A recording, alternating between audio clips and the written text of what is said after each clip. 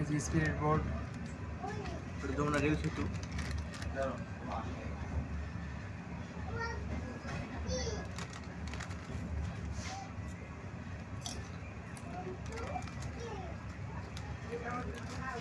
লোকেরা ঘুরে বেড়াচ্ছে।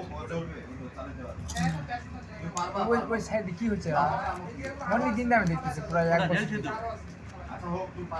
রেল ওই সেতুতে যাবে। কাজ ওই সাইডে রাস্তা ওটা তো ব্রিজ, ওটা রাস্তা হওয়ার। রেল সেতু হলে তখন রেল এত ধীরে যাবে না, স্পিডে যাবে 100 পার স্পিডে। কারণ এটা ঝুঁকিপূর্ণ, এটা আমাদের ভাঙে পড়ে যায়, করার কিছু নেই, ডাইরেক্ট প্যানিক। বড় দরকার না আল্লাহ। যখন একবার ট্রেন উল্টে গেছিল, উল্টে ওই দিকে পড়ছিল, ওইটা আমার স্যার ছিল, আমার বাংলা টিচার, আরও আগে ঘূর্ণিঝড়ে এদিকে মাথা খেয়ে এদিকে উল্টে পড়ে, এদিকে পড়লে প্যানিক করে যাবে। দেখেন পানি এখানে এখন দেখেন হয় 100 টাকা দাও পানি।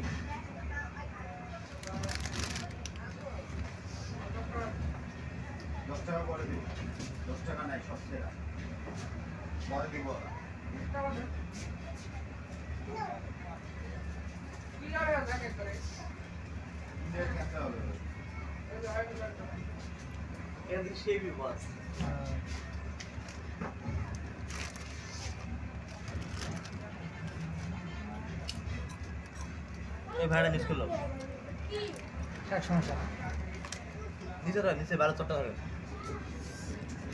এখন বর্তমানে বালুর চর দেখা যাচ্ছে, খুব সুন্দর লাগতেছে, খুবই সুন্দর, খুবই সুন্দর।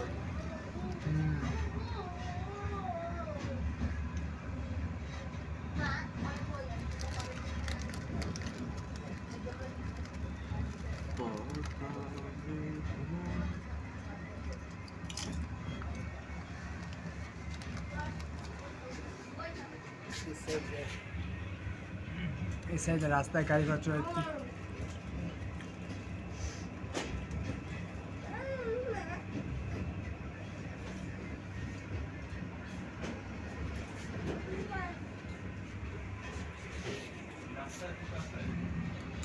মজা নেই।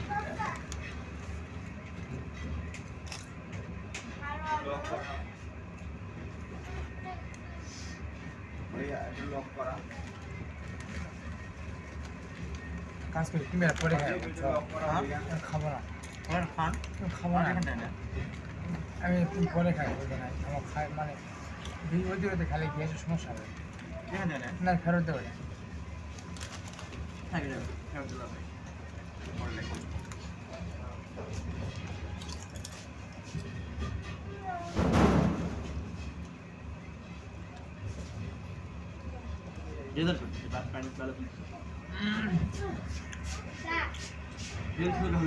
কি স্পিডে যায় মাথা নষ্ট করে। ও তো এখন মোটামুটি তো 7-8 মিনিট লাগতেছে। ওইদিকে মাথা ব্যথা খেয়ে লাগবে, পাল্লা খোলা টানি নেই আসতো।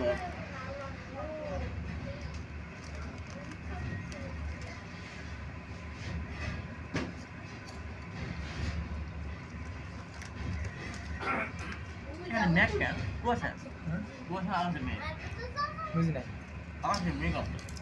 হ্যাঁ এটা আবহাওয়া চেঞ্জ হয়েছে এখন, মোটামুটি ঢাকায় পৌঁছতে প্রায় 2 ঘন্টা কাছাকাছি লাগবে আমাদের। যাক, 6, 7, 8টার মধ্যে বলতে হবে। হ্যাঁ দেখ আলহামদুলিল্লাহ আমরা দেখতে পাচ্ছি যমুনা সেতু দিন সকালে। আরেকবার যখন আমি ঢাকায় আসছিলাম প্রথমবার, তখন আসার সময় প্রায় 8টার দিকে মানে দেখছিলাম আর কি প্রথমবার, আর রাত্রি দেখার সুযোগ হয়নি। পরের বার দেখছি আর পরের বার যাই তখন হচ্ছে ঢাকায় যখন যাই তখন মোটামুটি মাগরিবের একটু আগে, আর আসার সময় রাত 3টায়। লাস্ট টাইম ঢাকা যাওয়ার সময় ভোর 5টার দিকে যাবো। আর এখন তো মনে করা হচ্ছে মাগরিবের আসরের পরপরই। আমি এখন ব্যাক করছি যমুনা সেতুতে, ঢাকাতে যমুনা সেতুতে ব্যাক করবো পদ্মা সেতুতে। হ্যাঁ হ্যাঁ